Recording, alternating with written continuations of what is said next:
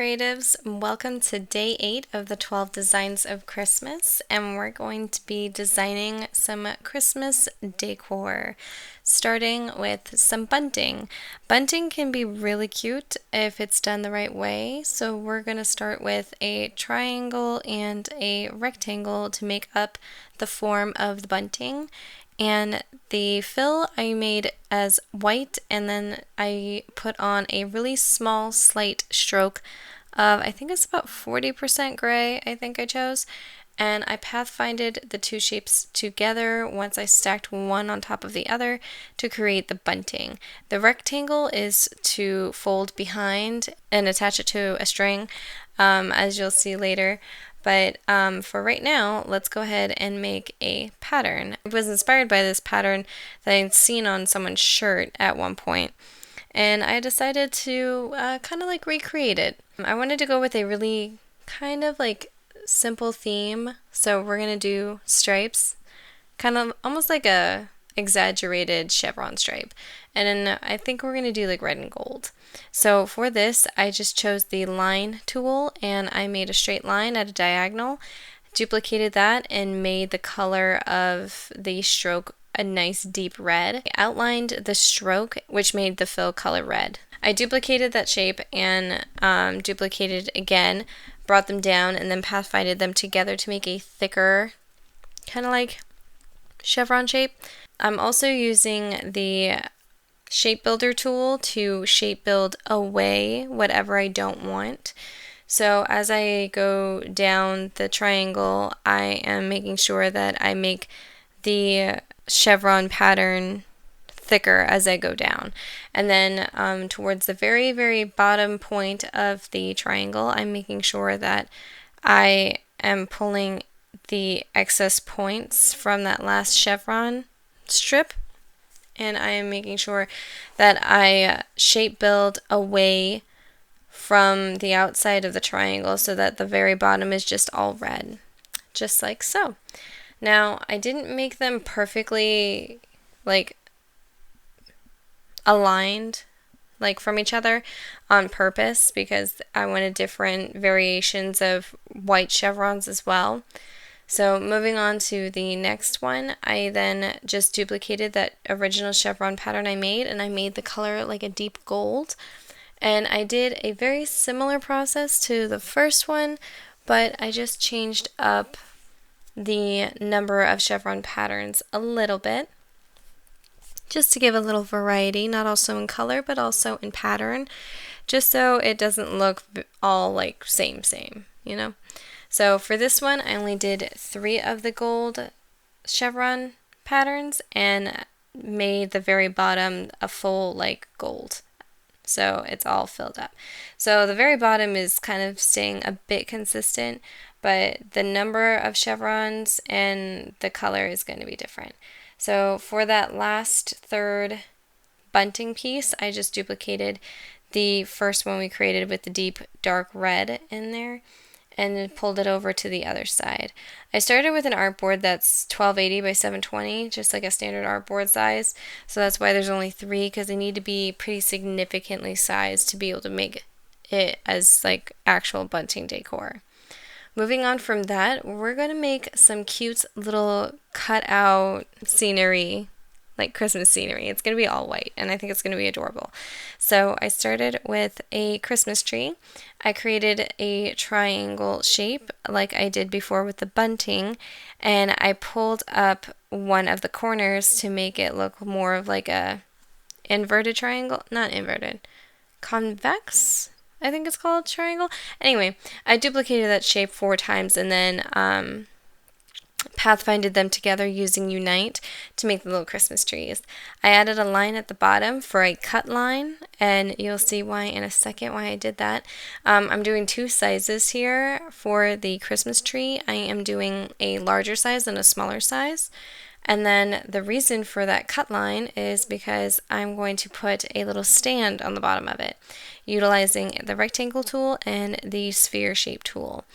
I'm adding 2 points to either side of the sphere once I've stacked them so that it kind of like flows down and pathfinded those together using Unite, and that's going to become the little foot. So for the foot part of the little tree, I duplicated that cut line and made sure it was centered in that new shape I created. I guess you can call it a rounded trapezoid. And I made sure that it was pretty close to like the bottom of that shape, just so I can cut all the way down. And then when you put them together, they make a kind of like a crosshatch, if you know what I mean. I'll show you later.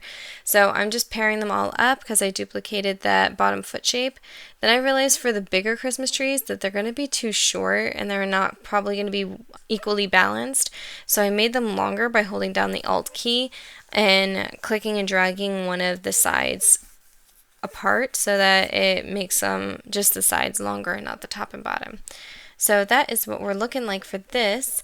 I decided to also create another artboard. Again, same size, 1280 by 720, and I wanted to make more than just trees because I thought, how cute would it be if I had little houses too? So we're going to move on and use the rectangle shape tool, and I'm going to duplicate those 2 feet twice from what we used for the bigger Christmas trees, and I'm going to bring them down to this artboard and then use the rectangle shape tool to then create the house, or one of the houses. So I'm just duplicating the rectangle shape tool for the second shape that I made, which is more of like a skinnier long rectangle, whereas the first one was more of a square. And then I'm doing that same process I did before with creating a triangle for the roof of the house. I know I say roof differently than most people, okay? Bear with me. So I'm creating a cute little house here, making sure that all of the shapes are on the right level. So whatever is closest is on top and whatever's further away is behind. And I'm just making sure that they are all set correctly the way I want them to. And then I decided to make little cutout windows because whenever I see any kind of like cute little like mantle pieces for decor, I always see like there's like cute little window cutouts. So I wanted to apply that to this, again using the rectangle shape tool the whole time, and I created 4 little cutout window pieces. I then decided to make kind of like a window tower, like windows in the tower, kind of like, you know, Tangled Rapunzel tower kind of thing. Okay, just roll with it. I also made a little window above the door because I also added a door using the rectangle tool. And for the window above the door, I did the same process as I did for the feet of the Christmas trees. And I just pathfinded, united a rectangle shape and an oval shape, and then made sure that it was directly above the door. So that is what the house is looking like. The fill is white and the stroke is that like light 40% gray. I decided to make the 2 towers windows look a bit different, so I added a sphere tool by just adding a sphere shape and then pathfinding that on top and then moving the window down and then duplicating that for the other side, because I mean they just look cuter as like little arch windows. So that is the first house done, and I just duplicated that and decided that I want to keep them the same size because it'd be kind of cute to have like 2 houses with Christmas trees in between them and stuff. So while I was thinking about this and how it's going to look on the mantle of like a fireplace or whatever, or a table, if you have a table, I decided that we don't really want to see all these lines because whatever the lines are is what we're going to cut out basically, except for the door. So I decided to then choose everything that was there, and after I am lining up these feet, planning out where I want the feet to be placed. So I decided naturally they'd be placed where the towers start. But I wanted to make sure that this mostly stays white when it's printed.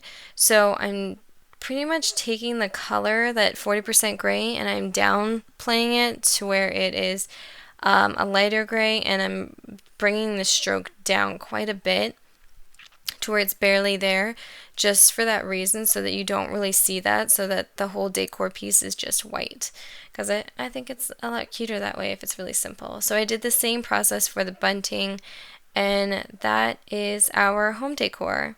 I hope you guys enjoyed this video. Give a like if you did, subscribe, and I will see you for day 9.